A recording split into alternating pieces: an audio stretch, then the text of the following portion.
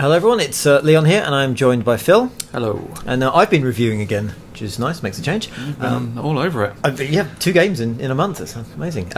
This is obviously Killzone 4, which I gave an 8. It's really impressive, like really amazing, sort of good start to the next generation. It's the first sort of PS4 game I played through to completion. It's a really good shooter. It does some really good ideas.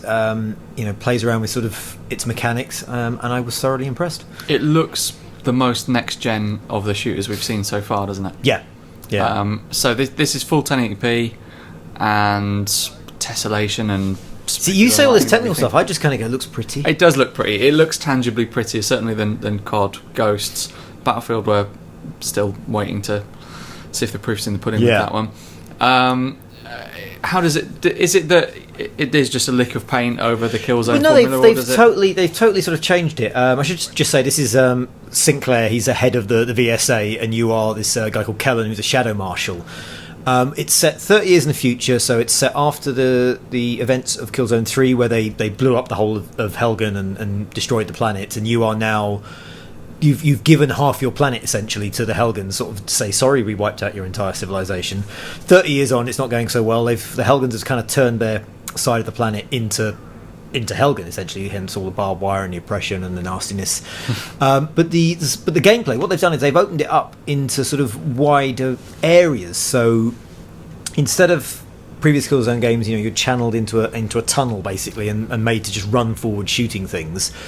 This gives you these much more sort of open levels and options. So there's kind of hints of Bioshock and Deus Ex in it. They're not like that far into kind of free roaming open world stuff, but you can take more control over how you play it. So you can be sort of stealthy, you can be kind of tactical, or you can just run towards the marker and kill the hell out of everything.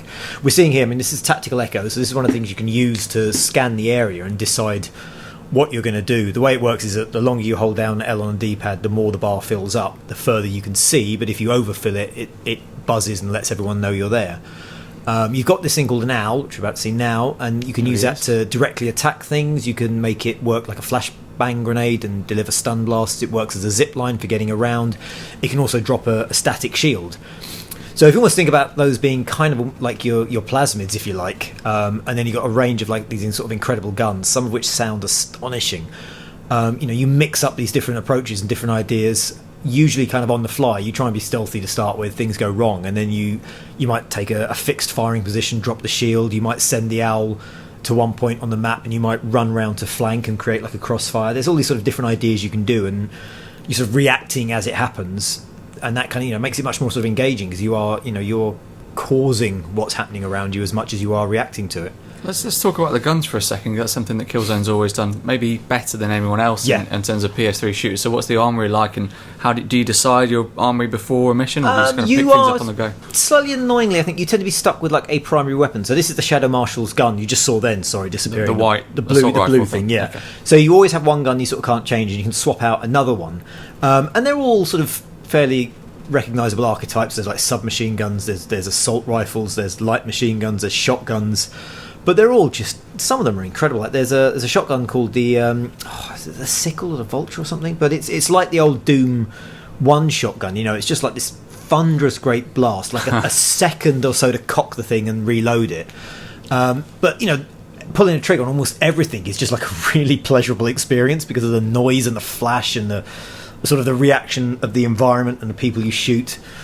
The footage here seems to suggest they're trying to tell a bit more of a story than they were in previous Killzone. Yeah, they do. It works to varying degrees. Like, so it's a lot more kind of grey areas morally. So the the Helghast aren't, the Helghast are the bad guys, but then so are you. So in this case, this is part of a mission where the Helgens came over to the Vecton side of the city, took some hostages. You're then sent over to the Helgen side of the city to try and find the guy responsible, and in doing so, you kill like a couple of hundred of Helgens. So it's all a bit grey area kind of stuff, and that amplifies as the story progresses. For me, some of the best stuff was just finding things in the environment. You find newspapers, and you're reading newspapers. There's like a Vecton actor who's disgraced after they discover he's actually kind of got Helgen parents, and you sort of follow his sort of fall from grace and rise back up. There's a workers' strike, and you sort of find these little papers, and they're quite nice. There's also these audio logs you get that when you play them, they come out of the DualShock pad, which scared the living bejesus out of me the first time it happened. There was just another voice in the room, and I didn't know where it was. But some of them are quite nice because you get the terrorists kind of, almost recording like a little will and testament, explaining why they believe what they're doing is right. Or you get someone sort of having some doubts. There's at least one which is horrifically kind of traumatic that I was genuinely quite sort of put out by, but I don't want to sort of spoil it because it's quite to be enjoyed at your own leisure, I guess. I wouldn't say enjoyed, but it was. I was listening to it, going, Jesus, this is harrowing. So he's absolutely destroyed this wall here. Yeah.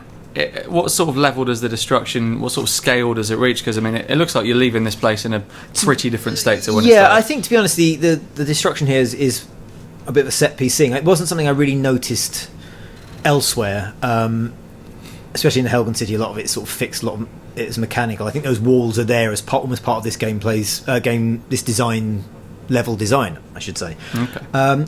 One thing that does happen that I think the reason I sort of think like go say full 9 is that as the game progresses, the sort of the beautiful open nature of the gameplay and the mechanics feel like they're sort of leveled in a bit. So the further you go, the less of this kind of thing you get, and you still get options. You can go left, you can go right, you can choose stuff, but it's not as quite open and expansive as you get initially. It's still good, but it's much closer, I think, to the sort of old school Killzone. By the end of the sort of the final levels, you're back in a pipe almost, running down a corridor. They bottled it at the end. So, how much now that you've played through the full game now? How well represented is it by that first demo we saw at the PlayStation meeting? And is that level in the final game? Which demo is that? So is that the forest? No, when you're walking through. Oh, the explosion. Yeah, the explosion. The smoke everywhere. Yeah, I mean that's there. It works. It plays exactly as it does at E3, and it's fantastic. I mean, it looks when you're actually playing it. It looks amazing. You get that explosion.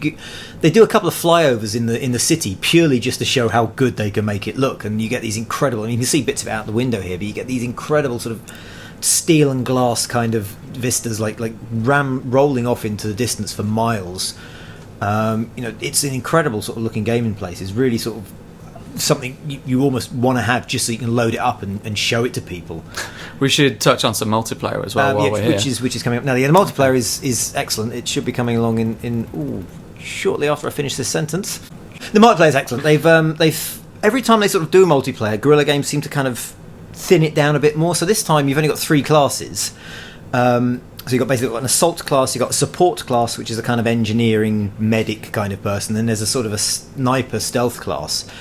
But they've got a lot more kind of mechanics to it. So you've got the owl, which does several things in the game, is separated out into separate owls. So you have like a gun owl, a shield, a healing owl, that sort of thing. So you can only pick one characteristic. You've got sort of different abilities, you've got different guns, different loadouts. So you can, with the 3 main classes, you can create quite a lot of variety. I had quite sort of an aggressive stealth sniper, which sort of didn't seem to make sense initially, but you had the tools that you could make it quite an aggressive character. I played a lot of support class, flipping between dropping turrets and drones and doing the healing. It just works really well. It's really satisfying kind of combat where you do have, an interplay and a back and forth with the guns. I mean, you can sort of see it sort of happening here, where it isn't like COD, where it's just there's a burst of gunfire, you're dead, and you restart. There were levels. There's a level in a shopping mall somewhere where we were at the top of the escalators, and it was that sort of back and forth. You were popping out of cover, you were trading gunfire, and there was an actual battle. It wasn't just bang, you're dead, respawn, bang, you're dead, respawn. Yeah, it looks like at the very least it's 2-shot and 3-shot kills, even with the bigger, heavy. I mean, to go off on a slight tangent, what was that gun with the huge coil of ammo that kept reloading? That looks incredible. It's the light machine gun. Yeah, I mean the Helgen gun design had these sort of barrel-shaped magazines, so everything that's Helgast has these weird drums. Yeah, right. Even the shotgun. So in conclusion, it's maybe the best in quite a narrow field of the next gen shooters we've seen so far. Yeah, it's definitely the strongest shooter I think in the lineup that's available for PS4. So 8 out of 10, really great, looks fantastic. Any questions, leave them in the comments and I shall answer them.